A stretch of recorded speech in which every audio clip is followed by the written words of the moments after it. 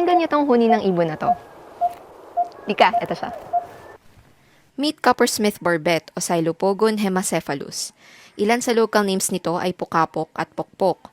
Mga paghihimig o onomatopeya base sa kanyang tinig na parang metronome at tunog ng humahataw na martilyo sa metal. Kaya rin may Coppersmith sa English common name nito. Native ito sa Pilipinas at ibang parts ng Asia. Kita naman ang magandang colorway nitong ibon na to. Merong green sa upper body, tapos merong light gray to yellow streak sa underparts.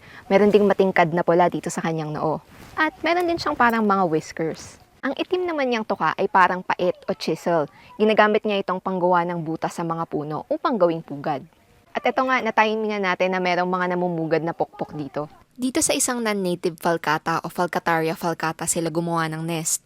Wala kasi silang choice sa ngayon dahil ito lamang ang marami at malalaki dito sa area. Madalas, prutas at mga seeds ang dalang pagkain ng parent birds, pero kumakain din ang mga pokapok ng maliliit na insects. From time to time, pumapasok din ang parent bird sa loob ng nest para linisin at tanggalin ang fecal matter.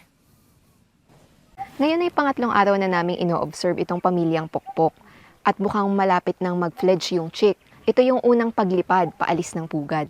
Dito parang inaaral na ng inakayang paligid niya. Tsaka mukhang ginugutom na rin siya ng mga magulang niya, kaya sumisilip-silip na siya.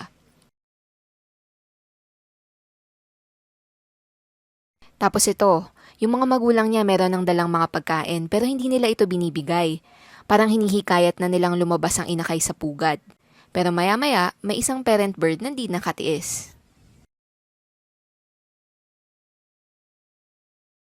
Siguro bukas o sa makalawa pa siya mag-fledge. Galing, no?